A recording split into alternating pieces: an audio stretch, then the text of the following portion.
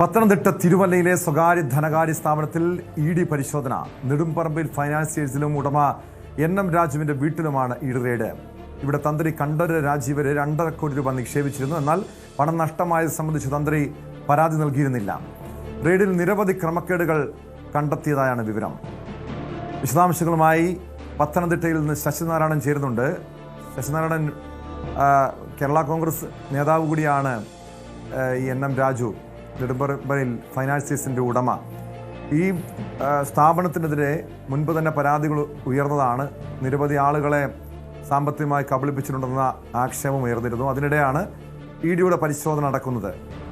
ഈ ശബരിമല സ്വർണ്ണക്കൊള്ളയുമായി ബന്ധപ്പെട്ട് ഈ പരിശോധനയ്ക്ക് എന്തെങ്കിലും പങ്കുണ്ടോ? അതിൻ്റെ ഭാഗമായിട്ടായിരുന്നു പരിശോധന, അതോ ഈ നെടുമ്പറമ്പിൽ ഫൈനാൻസിയേഴ്സിൻ്റെ തട്ടിപ്പുമായി ബന്ധപ്പെട്ടായിരുന്നോ? ടോം, ഇത് പ്രധാനപ്പെട്ട ഒരു കാര്യം എന്ന് പറഞ്ഞത് ഈ നെടുമ്പറമ്പിൽ ഫിനാൻസിയേഴ്സ്, അതായത് ഫൈനാൻസിയേഴ്സ് എന്ന് പറയുന്ന സ്ഥാപനം ദീർഘനാളായി പൊട്ടിപ്പോയ സാമ്പത്തിക ക്രമക്കേട് നടത്തി പൊട്ടിപ്പോയ ഒരു സ്ഥാപനമാണ്. അത് കേരളത്തിലുടനീളം അവർക്ക് അത്ര സ്ഥാപനങ്ങളുണ്ട്.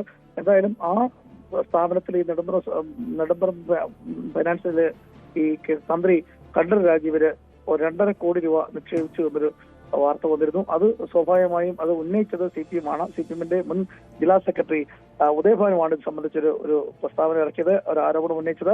അതിന്റെ അടിസ്ഥാനത്തിൽ SIT-യും ഈ കാര്യത്തിൽ ഒരു അന്വേഷണം നടത്തി. SIT-ക്കും ഇക്കാര്യത്തിൽ ഒരു സംശയമുണ്ടായിരുന്നു. എന്തായാലും ഇപ്പോൾ നിലവിൽ ED ഇത് സംബന്ധിച്ച ശബരിമല സ്വർണ്ണക്കൊള്ളയുമായി ബന്ധപ്പെട്ടുള്ള പണമാണോ ഇനി ഇത്തരത്തിൽ നിക്ഷേപിച്ചിട്ടുള്ളത്, തന്ത്രി നിക്ഷേപിച്ചിട്ടുള്ളത് എന്നൊരു സംശയം ഉണ്ട്. ഒപ്പം ഈ SIT-യും ഈ കാര്യം തെളിവുകൾ ED-ക്ക് കൈമാറിയിരുന്നു. അതുകൊണ്ട് തന്നെ കൃത്യമായ ഒരു പരിശോധന ആവശ്യമാണ് എന്നുള്ള കണ്ടെത്തലിനെ തുടർന്നാണ് ഇന്ന് തിരുവല്ലയിലെ ഈ പറയുന്ന നെടുമ്പറമ്പിൽ ഫിനാൻഷ്യൽ പരിശോധന ED ഉദ്യോഗസ്ഥർ നടത്തുന്നത്. എൻ.എം. രാജുവാണ് ഇതിന്റെ ഉടമസ്ഥൻ.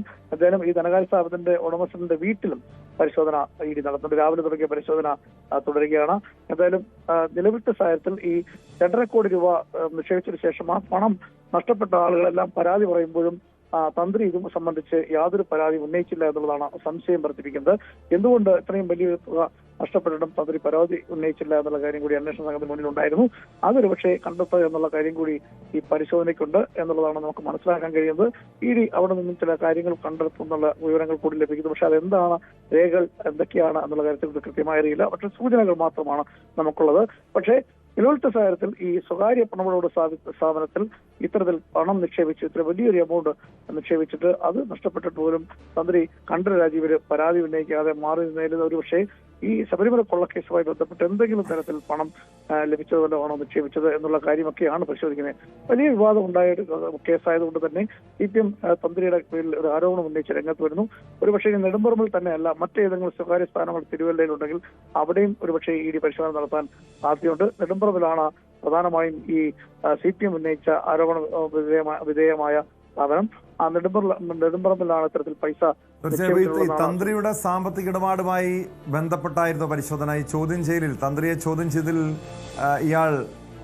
തന്ത്രി ഇവിടെ നെടുമ്പറമ്പിൽ ഫൈനാൻസിയേഴ്സിൽ പണം നിക്ഷേപിച്ചതായി മൊഴി നൽകിയിരുന്നോ? അവിടെ നിന്ന് ഈ റെയ്ഡിൽ എന്തൊക്കെ വിവരങ്ങളാണ് കണ്ടെത്താൻ കഴിഞ്ഞത്? ഈ തന്ത്രിയുടെ ഇടപാടുകളുമായി ബന്ധപ്പെട്ട എന്തെങ്കിലും രേഖകൾ, തെളിവുകൾ പിടിച്ചെടുത്തിട്ടുണ്ടോ?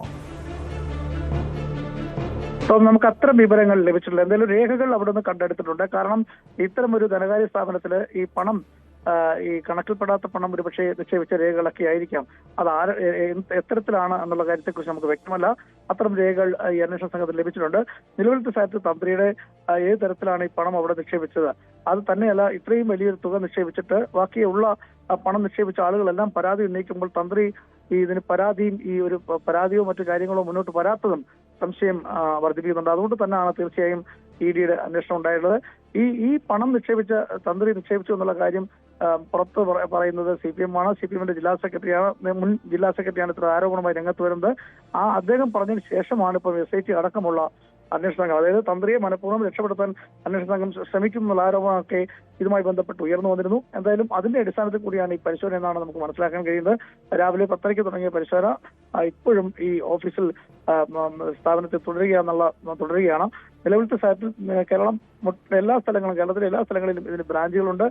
ആദ്യഘട്ടത്തിന് വലിയ തുകയുമായി മുങ്ങിയ വലിയ വിവാദമായ ഒരു കേസ് കൂടിയാണ്. പലർക്കും കോടികൾ നഷ്ടപ്പെട്ടിട്ടുണ്ട് ഈ സ്ഥാപനത്തിൽ.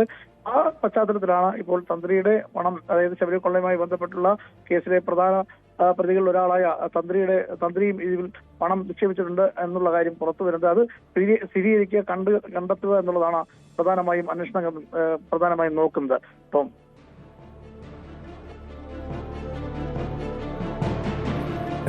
ശശിനാരായണ വിവരങ്ങൾ. കൂടുതൽ വാർത്തകൾക്ക് news 18 Keralam YouTube channel subscribe ചെയ്യുക.